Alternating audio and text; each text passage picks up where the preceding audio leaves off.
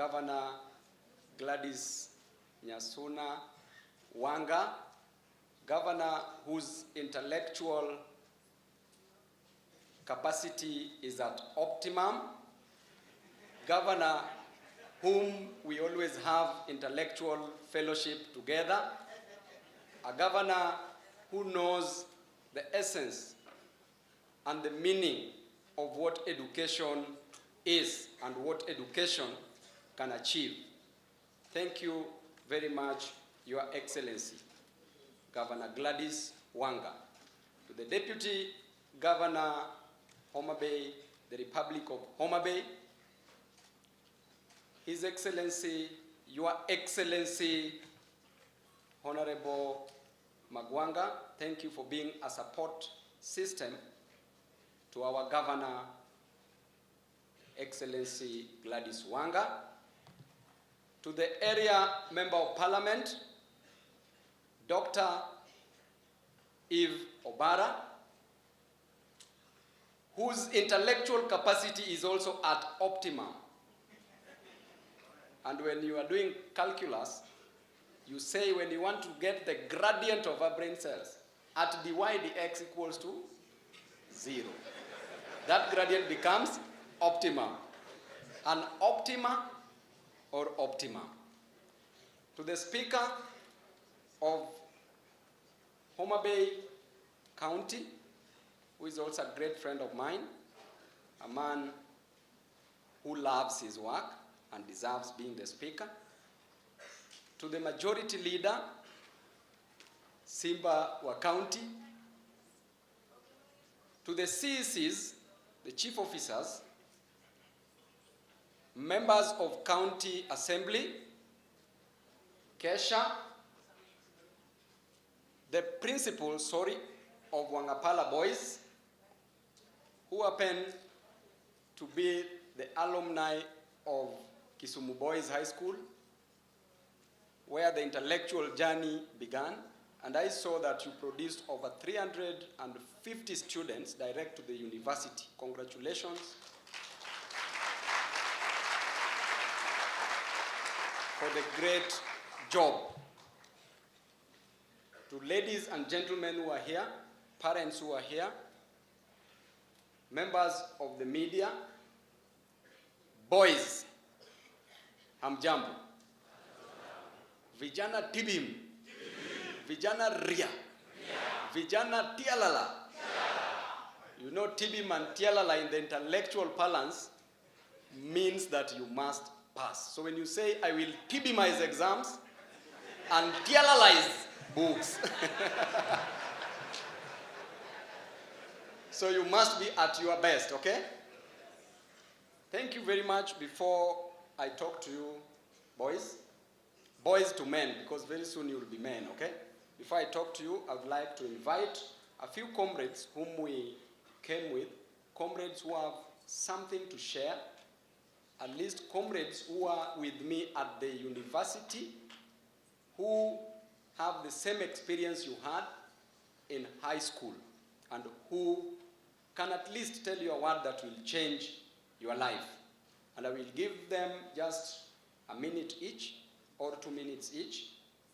And I will start with Comrade Tabitha Rachel. At least this is a girl child, and as she's coming, everybody was talking about a man. I want to correct you that vied as a member of parliament in 2017 and was elected. 2022 was re-elected. So all this I say, to God be the glory.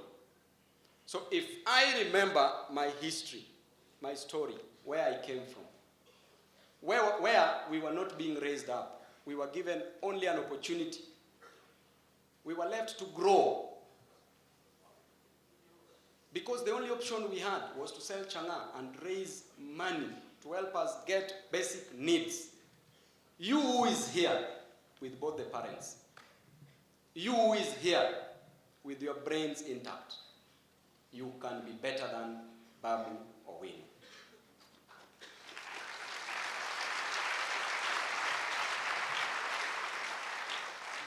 When I was going around, I was looking at your faces, and when I looked at you, and when I'm still looking at you, I can see myself. I can see myself in you.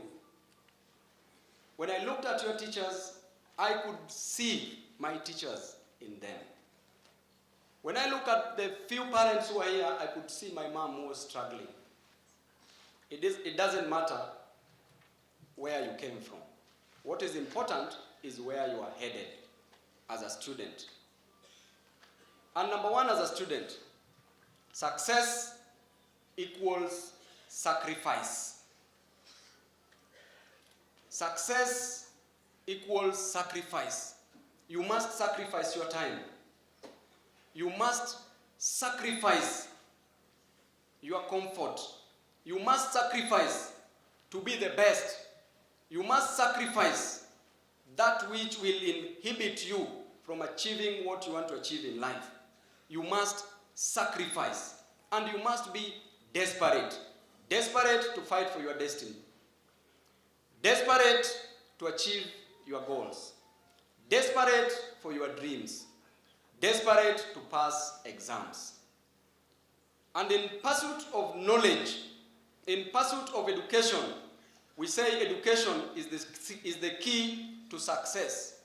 And when you open the door of a classroom, you close the gates of a prison. The fruits of education, the roots of education are bitter, but the fruits are very sweet. Education is the only weapon that, when used well, can transform the whole world. Every treasure in the world is hidden somewhere in a book. And the only thing that can replace a book is the next book.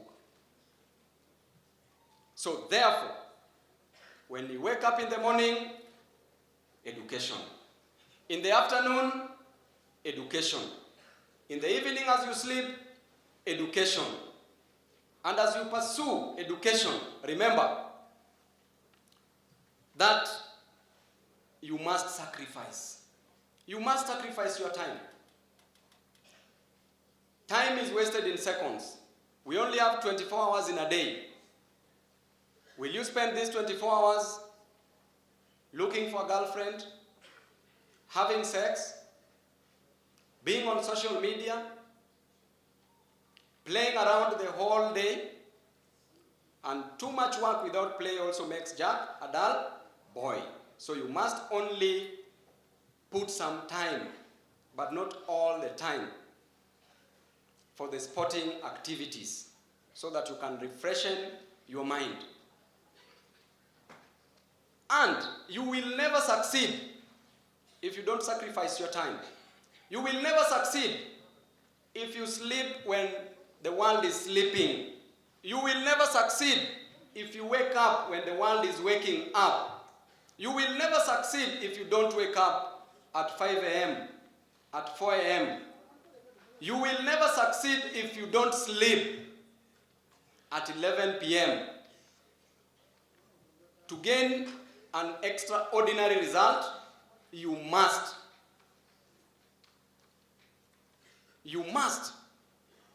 have extraordinary sacrifices.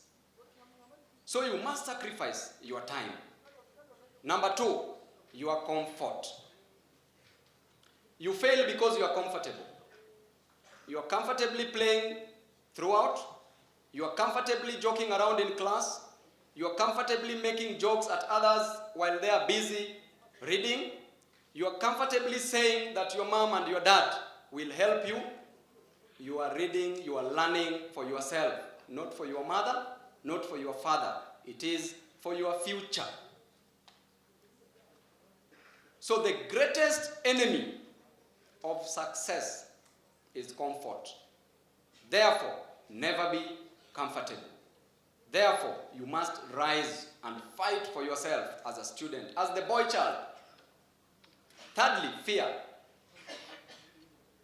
You fail because you are afraid. You are afraid to fail. You are afraid to do your exams right. You are afraid to raise your hand in class to answer questions because you fear that other classmates will laugh at you. You are afraid. From today henceforth, look at yourself in the mirror and say, I am not afraid. Can we say, I am not afraid? I am not afraid to pass exams. I am not afraid to make my parents proud. I am not afraid to make it in life.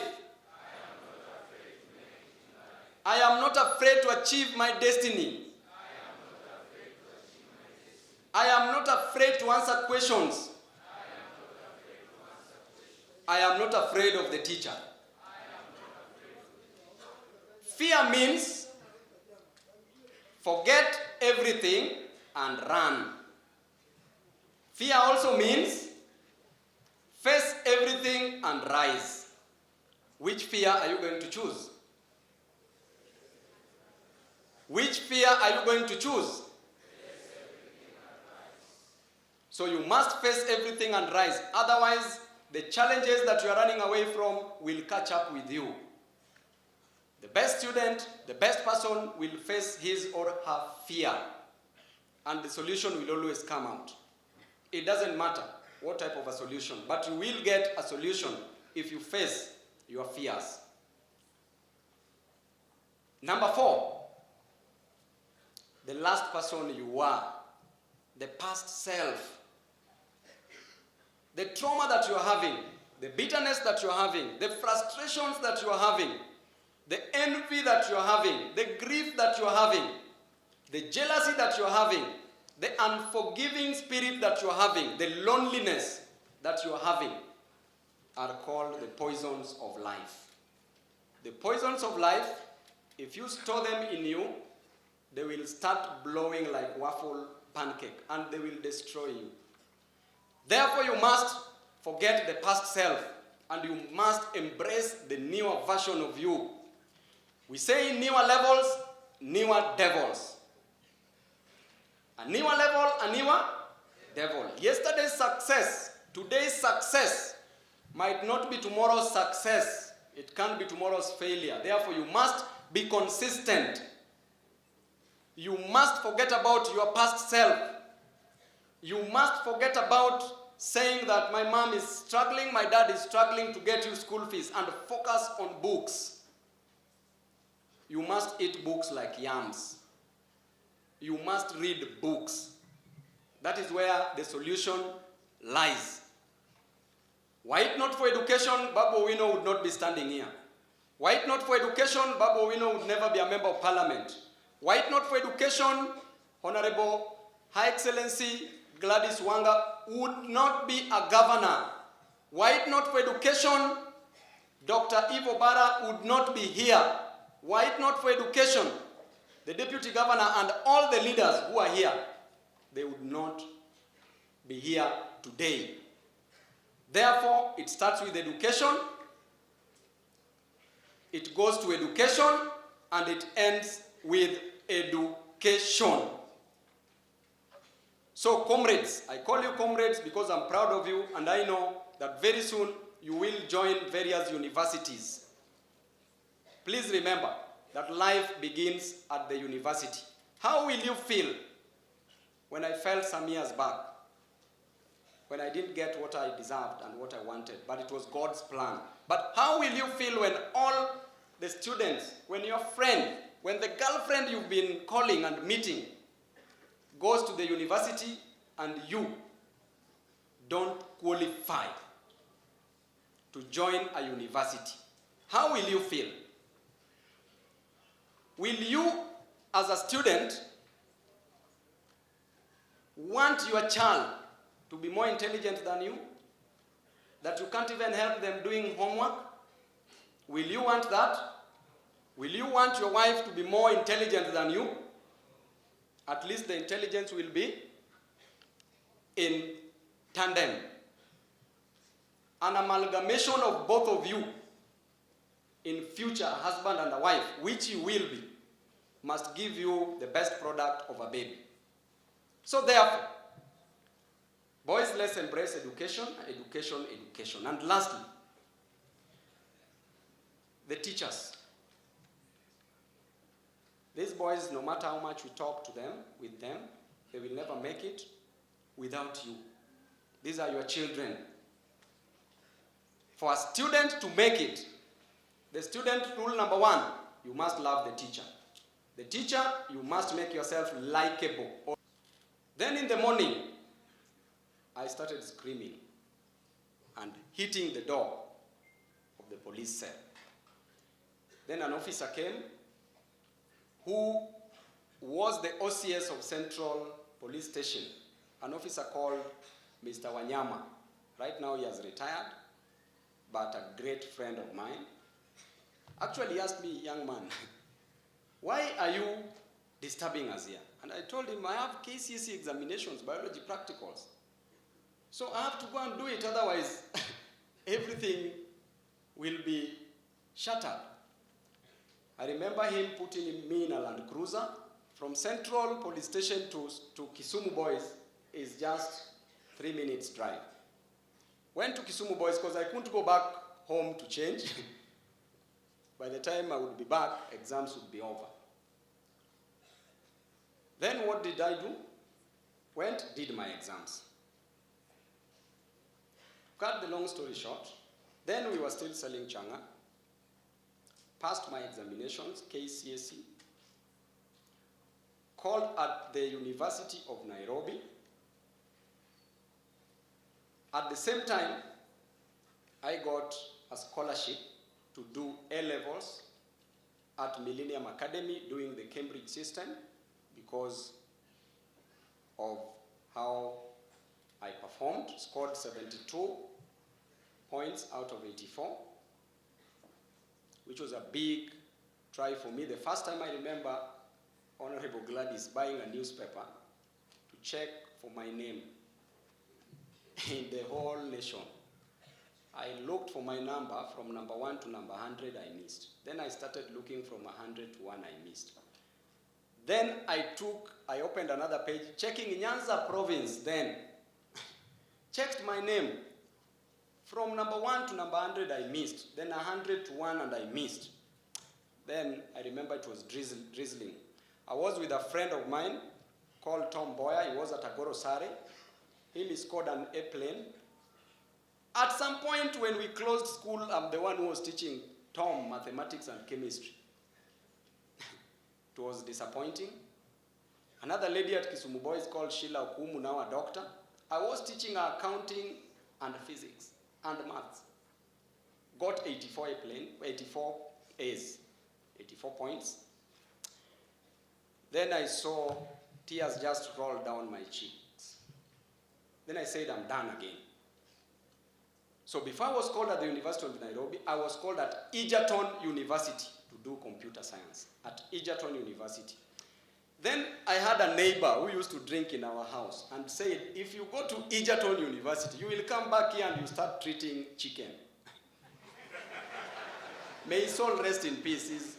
He was called Jamkono because he was a very, very wise man. And Jamkono always believed in me. He said that if his own kids cannot make it, he will always support me by giving me moral support. So I used to read.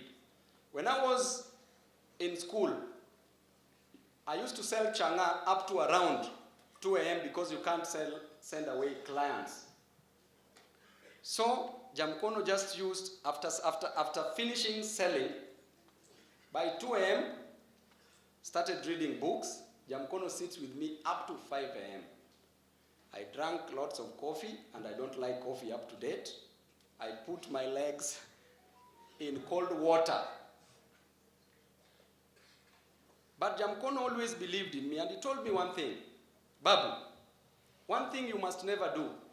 Do not engage in relationships now. Do not have girls now.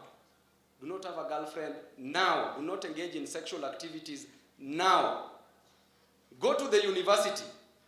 At the university, after succeeding, and I'm quoting him, if you want to marry one, he used to marry, not marry. If you want to marry one, marry. If you want to marry two, marry. If you want to marry three, marry.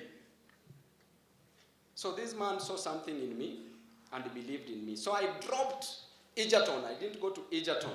I said I'm not coming back to treat chicken and cows.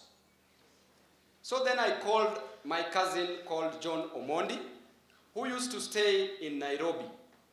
And I told him, I want to come to Nairobi and hustle with you.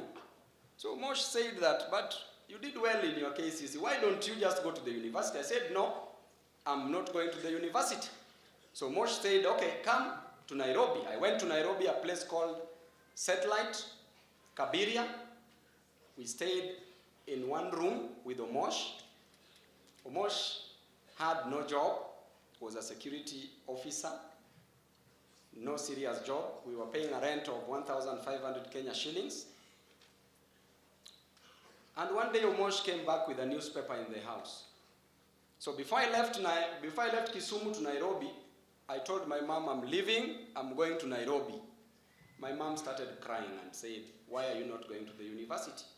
I told her, I'm going to look for my life, and one day, and I quote, I will come back here in two forms. One, I will come back here in a coffin, or I will come back here driving. Those are the things I told my mom. And I left because I was so disappointed. So disappointed. There is no single day that I was out of top 3 at Kisumu Boys. The first student in Kenya, and any of my former classmates can confirm this, who identified a mistake set in mathematics paper 2, KCSE, was Babu Owino. When I raised it, they said there can't be a mistake in KCSE, therefore you are wrong. After 40 minutes, the invigilator came back and said, indeed, there is a mistake. Correct.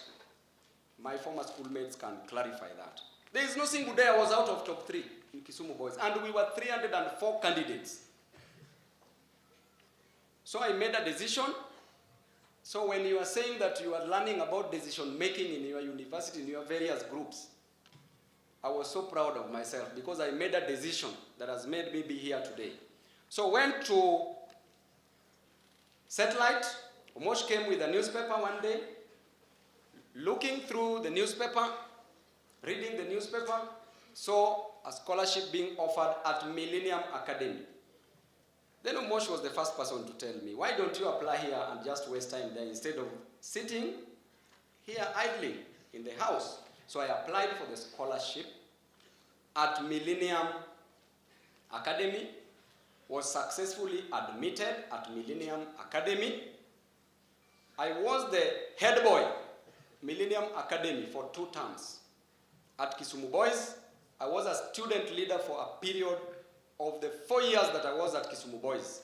I was to be made the head boy, but because I didn't have money to board, the head boy position was a preserve of the boarders, the people who were, the students who were boarding. At Millennium Academy, we did an exam, international examinations. In mathematics, I became number 2 in the whole world. The first person was from Spain, who got 98%, I got 97%.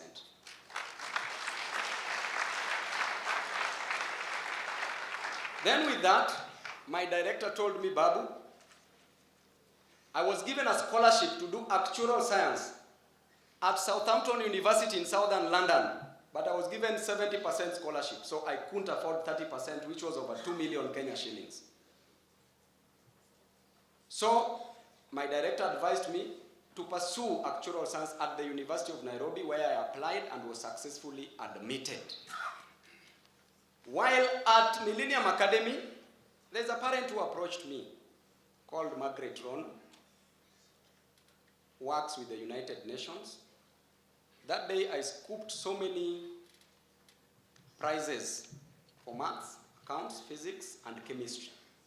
She told me, Babu, I want you to help my son at a fee.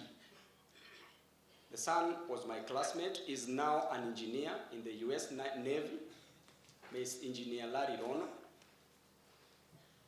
Then she asked me where I was coming from. I told her my history, my life story. and she offered that I move in their house to stay there. I helped the son, my classmate. In return, she was providing accommodation, clothing, food, and transport to the school. I went and discussed with the Mosh and gladly joined the family. After that, long story short, applied at the University of Nairobi, Actuarial Science, was called at the University of Nairobi, joined in 2008, graduated in 2012 with first class honors. I remember we were only 17 out of a class of around 200.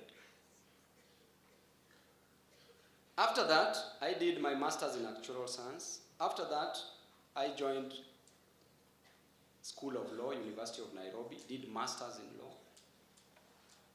My first master's in law is in public international law, taking my second master's in law, democracy, and governance. At Millennium Academy, I did 6 diploma courses. At the University of Nairobi, I became a student leader. I was the longest serving student leader on earth.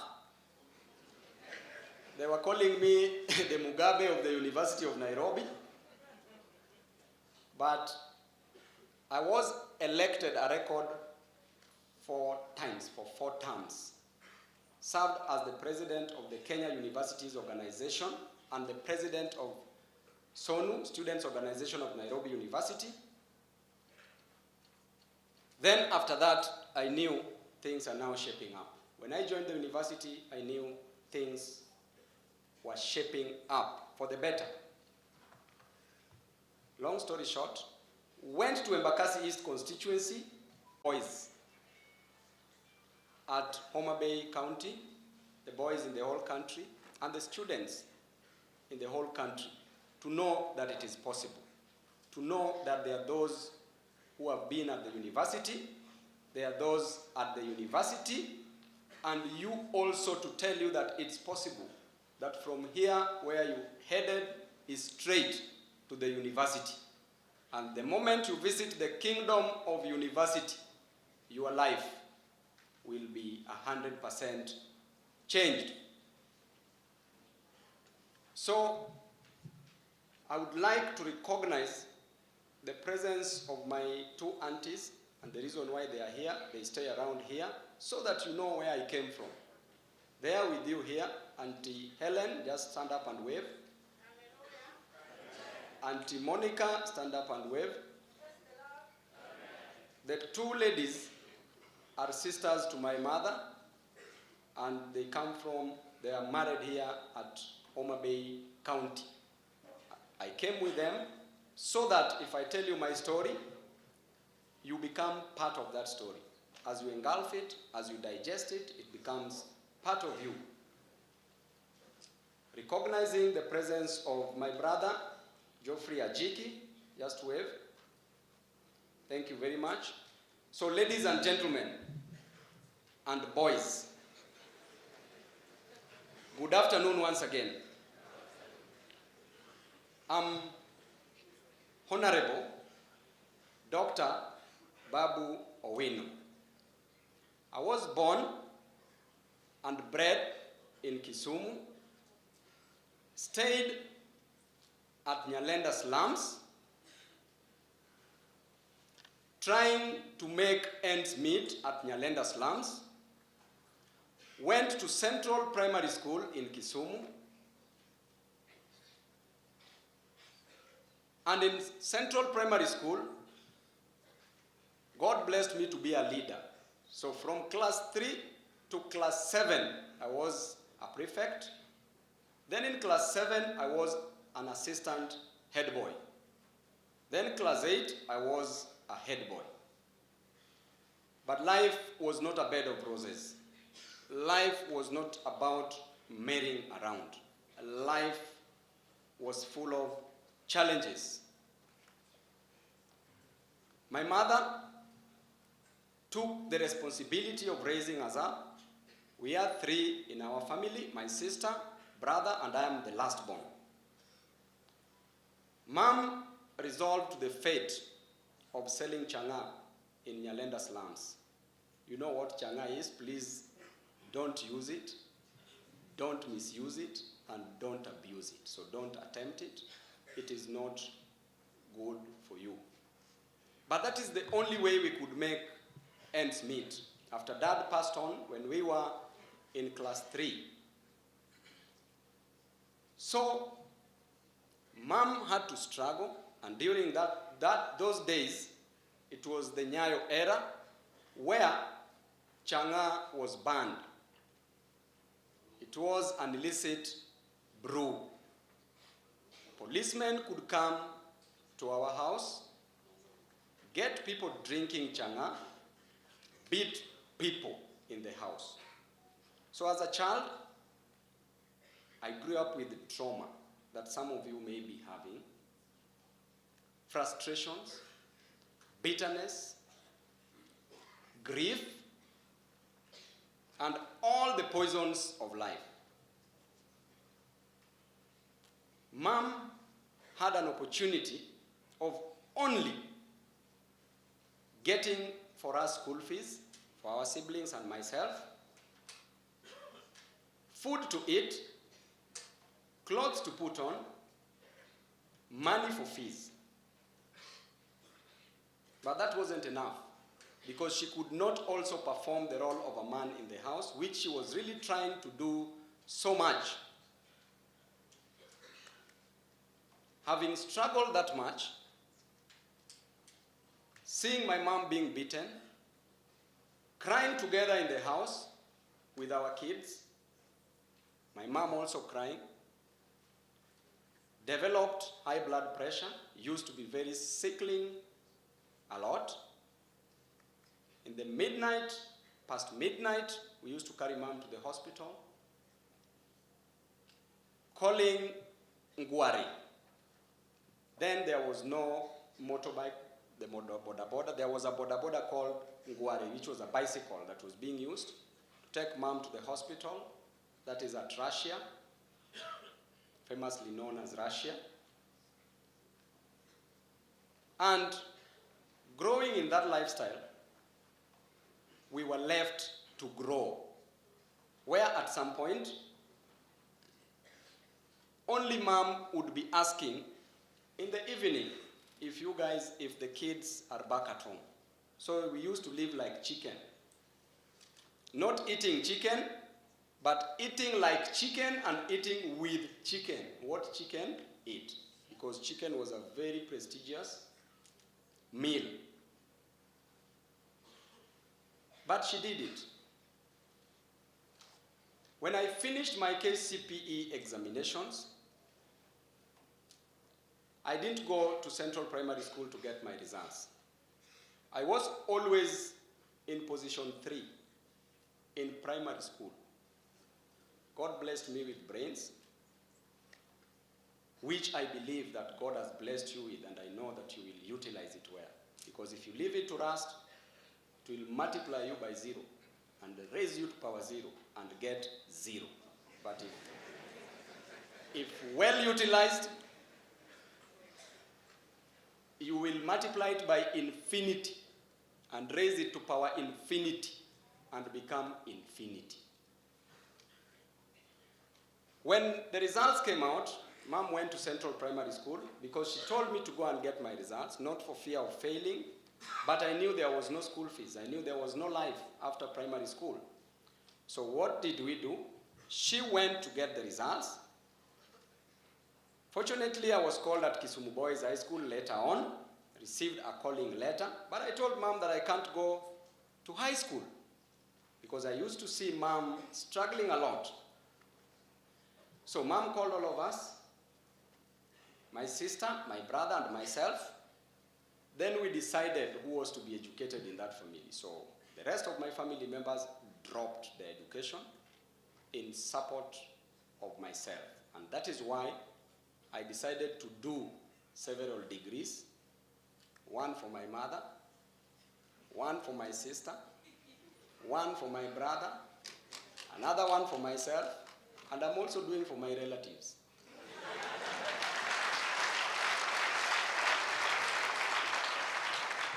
Because I said that I would never fail. I didn't want to fail because it is expensive to fail.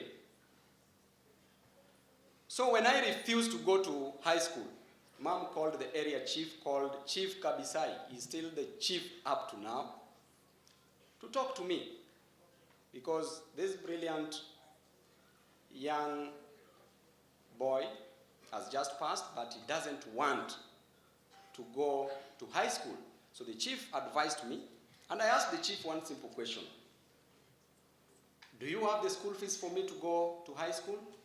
Because selling changa, to sell 500 milliliters, hiyo chupa ya maji, one tot of changa was 10 shillings then.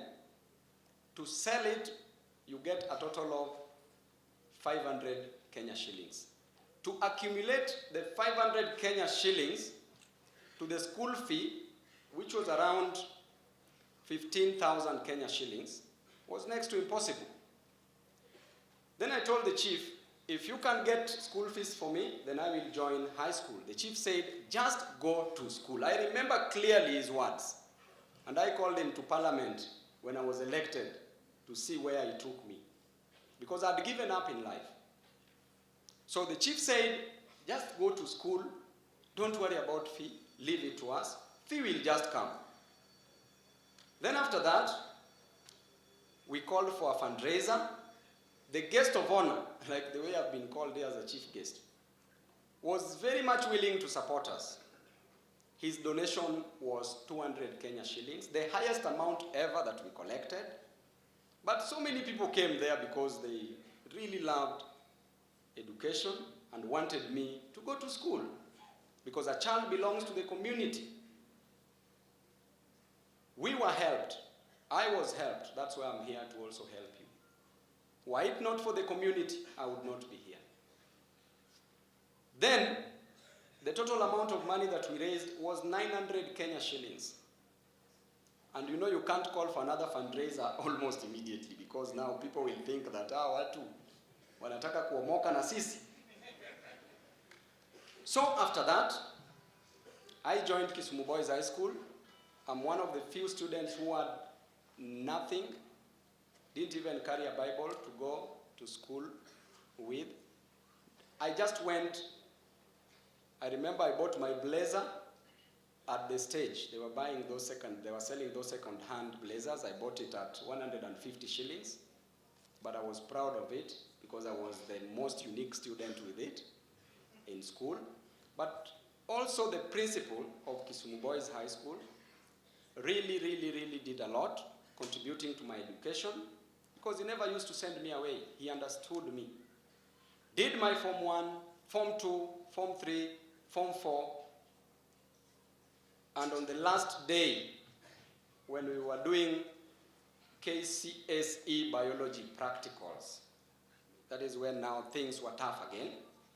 Policemen came in our house, found me selling changa, then arrested me. By then, the policemen didn't want to hear anything to do with education. If you tell them that you are in school, you would become their public enemy number one. So I was arrested. You have dealt with your child. These are your children, and you are really trying. And the teacher must also be motivated. The student must motivate the teacher by passing exams so that the teacher feels comfortable with that class. Rule number 2, you must practice.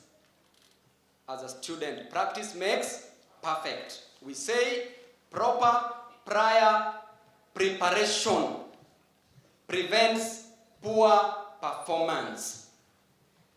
We say proper prior preparation prevents poor performance. Tunasikizana vizuri? If you prepare well, you will definitely make it.